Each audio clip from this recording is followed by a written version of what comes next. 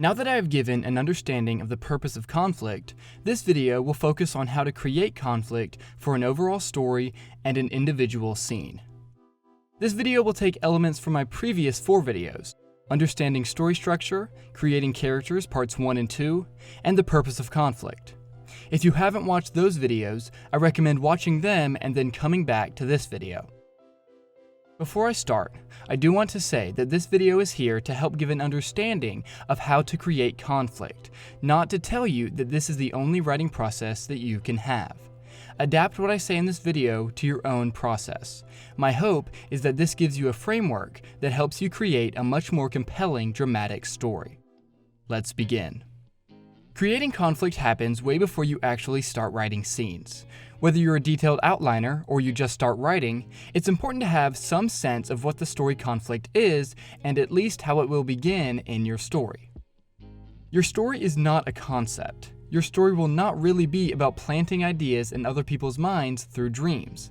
It won't really be about getting to the beauty pageant on time. And it won't really be about building a social media platform. Your story is about characters and their struggle to understand how to live their lives. Your story will be about love, betrayal, greed, meaning, purpose, or other ideas. Like I explained in the purpose of conflict video, the different belief systems that characters hold place them in conflict with one another. Characters are placed into conflict when their beliefs and philosophies compete with other characters who have differing beliefs and philosophies. In 12 Angry Men, Juror 8, who believes in the importance of the judicial system and giving people the benefit of the doubt, competes with the other jurors, who all have belief systems and reasons for why they believe the man should be found guilty. In The Dark Knight, Batman, who believes in justice and the rule of law, competes with Joker, who believes that the systems of justice and morality are just facades that we all hide behind. So how do you apply this idea to the writing process? Start with one character. Most stories have a single central character. While there are many major characters in a story, in most stories you can pick out one character that stands at the center of the plot and the conflict. Once you have this main character, you need to build out their belief system. What elements of their personal worldview or philosophy will be challenged in your story? You need to understand how your character sees the world to understand what sort of decisions they will make and what kinds of things they want. Now that you have an understanding of who your main character is and what they believe, you can begin building some of the other characters in your story. These characters will have their own beliefs that conflict with the main characters in different ways. In Little Miss Sunshine, Olive is the main character. Olive sits at the center of different belief systems that pull her in different directions. Olive's father, Richard, is the main force of philosophical antagonism. Are you gonna win?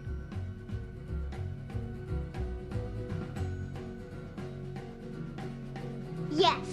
Richard believes that the world is made up of winners and losers, and that losers are essentially worthless.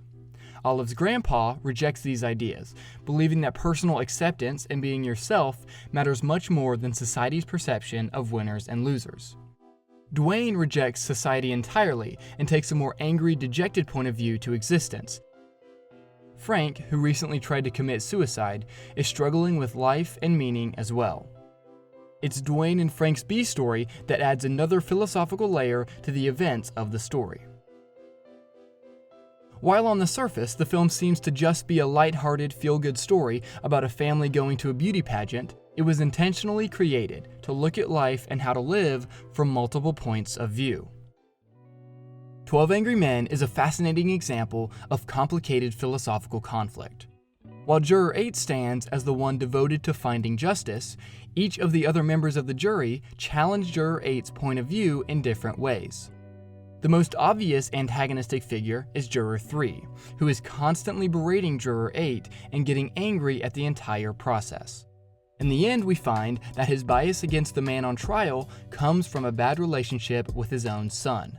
Rotten kids, you work your life out!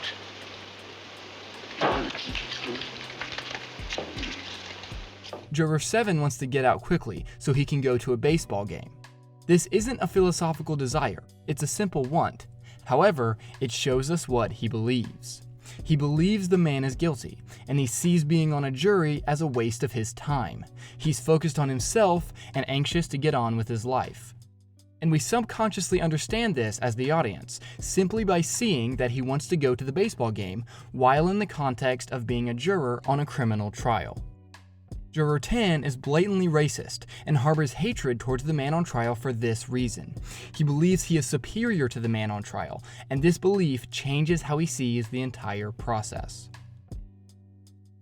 In The Dark Knight, Batman and the Joker sit at the center of the philosophical conflict.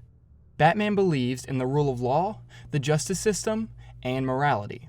Joker rejects all of these elements, believing humanity is just one push away from chaos. Harvey Dent stands as an ideological figure. He is the possibility of a truly just system, and that is why Batman wants to raise him up. It's also why Joker wants to take him down. Lieutenant Gordon is more of a pragmatist. He realizes some corners must be cut for the sake of justice, and he is willing to cut them. I don't get political points for being an idealist. I have to do the best I can with what I have. Rachel does not necessarily hold an important belief system. However, Batman and Harvey's belief in justice and morality are heavily tied to her well-being. Joker knows that Rachel is their weakness, and uses this against them. Does every single character have to be a perfectly obvious element of the philosophical conflict taking place in the story? No. Some characters, like Joker's henchmen, will serve as simple external obstacles, but these sorts of characters should not be the main force of opposition in the story. Understanding external and internal conflict and establishing the character's want becomes much more simple once you understand the philosophical beliefs of the particular character. Olive wants to win the beauty pageant because she believes winning gives her worth in her father's eyes. You're not a loser. Where'd you get the idea you're a loser? Because Dad hates losers. Yet she also wants to be herself, no matter what society says. Juror 8 wants to take the trial seriously because he believes human life and justice are important. This isn't a game. Batman wants order and justice in Gotham because he believes these things will create a better world. This city just showed you that it's full of people ready to believe in good. But once you have an understanding of who your characters are, what they believe, and what they want, how do you create interesting continual conflict over the course of a screenplay? When a character begins the story, we need to understand who they are and what they are capable of. When a character first starts, they won't be making massive moves to defeat an antagonist. They will use the most minimal amount of effort. When you begin a story, the person your character is should not be able to fight against the forces of antagonism at the climax. They must go through lower levels of antagonism to change into someone who can take on the climax when it comes. In Story, Robert McKee talks about progressive complications. McKee writes, "A story must not retreat to actions of lesser quality or magnitude, but move progressively forward to a final action beyond which the audience cannot imagine another." There's a couple defining elements of McKee's method of progressive complications. Number 1, create greater and greater conflict. Number 2, create a succession of events that continually pass points of no return. Number 1, create greater and greater conflict. As the character morphs and changes to rise to the challenge of the antagonistic forces must grow stronger and more intense to continually push the main character towards deeper change. Human nature is fundamentally conservative. Robert McKee notes that your character will start with minimal effort in the beginning of the story. When the minimal effort doesn't work and only creates a greater struggle between the antagonistic forces, the character must act again, this time in a stronger way. Even when writing a flat arc main character, the philosophical pressures will still increase over the course of a story. Remember when I looked at Paddington 2? Paddington holds the same beliefs over the course of the story. However, as he is imprisoned and deals with the feelings of being forgotten, the pressures around him increase. but he comes out the other side holding the same beliefs. When Juror 8 initially voices his disagreement with the rest of the group, he simply states he isn't sure. You really think he's innocent? I don't know. The other jurors stay at his energy level, but disagree. However, as the story continues, Juror 8 takes more action and focuses heavily on persuading the other members of the jury. Some of the other members of the jury get angrier with him and argue loudly with each other. Don't give me that. I'm sick and tired of facts. You can twist them any way you like. You know what I mean? That's exactly the point this gentleman has been making. Oh. I mean, you keep shouting at the top of your lungs. At the climax, Juror 8 stands against Juror 3, as Juror 3 angrily yells at him. How do you know she didn't have him on? This woman testified in open court. And what about hearing the kid yell? Number 2. Create a succession of events that continually pass points of no return. McKee writes, progression builds by drawing upon greater and greater capacities from characters, demanding greater and greater willpower from them, constantly passing points of no return in terms of the magnitude or quality of action. It's not only about creating larger forces of antagonism. It's also about not being able to turn back because of the philosophical consequences. In Little Miss Sunshine, the points of no return aren't external, they are philosophical. Could the family simply turn around and go home? Yes, if the conflict was simply external, but philosophically, they would fail. Richard cannot turn around because he would be admitting defeat. It's not really about having some major villain that must be defeated. It's about what the main character believes that keeps them heading towards their goal. Conflict needs to rise. Characters need to grow. If both of these things can happen at the same time, you will be on your way to a strong dramatic story with a good pace. So what's one way to build a story with constantly bigger conflict and points of no return? One of the best ways to break down a story and make sure that it doesn't lose steam is to break up the acts into mini-stories that follow Harmon's story circle.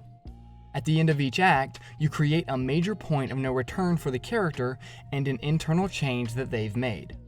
They are becoming a different person over the course of the story because the forces of antagonism continue to get stronger. When you use the story circle to break up each act or each sequence, it's easier to stay focused and create those important changes in your character as the story goes forward. For an in-depth example of breaking each act down into the story circle, I recommend watching my video on story structure, linked below. So once you have an understanding of story conflict, where it comes from, and how to progressively build it, we need to focus on one last element: scene conflict. A big mistake writers make is that they get to a scene and try to artificially inject conflict into it. They try to give the scene some sort of purpose without really knowing why it needs to be in the story.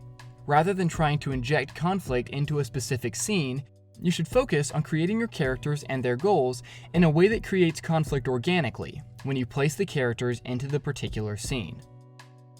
Once you know your characters and have an idea of how the scene might move the story forward, we can start looking at scene objective and super objective. Scene objective and super objective are elements of a scene that Robert McKee talks about in Story. The scene objective is the character's specific goal for this specific scene. The super objective is the character's overall goal and reason for doing what they are doing. The super objective is usually the underlying reason that the character wants the scene objective. In the scene where Olive orders ice cream, the scene objective becomes whether or not Olive will eat the ice cream. The super objective remains to get to the beauty pageant on time. But it's also deeper than that. This scene is a moment of philosophical conflict.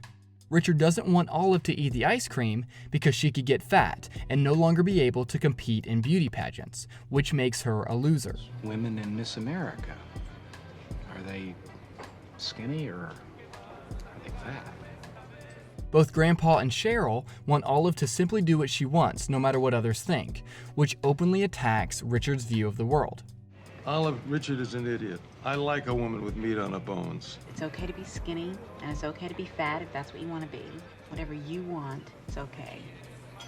Olive is now stuck between these two competing philosophies as the ice cream is placed in front of her. The choice isn't just should she eat the ice cream or not. She's choosing between two ways of looking at the world. baby. Ba ba ba ba ba. In one of the scenes in the bathroom, Juror 8 washes his hands and speaks to Juror 7 and Juror 6. The scene objective is to simply take a break before returning to the discussion. The super objective is to find out whether or not the man on trial is innocent or guilty. Again, it's deeper than this. Juror 7 admires what he believes is salesmanship from Juror 8, as Juror 8 tries to place doubt in the minds of the other jurors. You know what the soft sell is? Well, you got it. Believe me.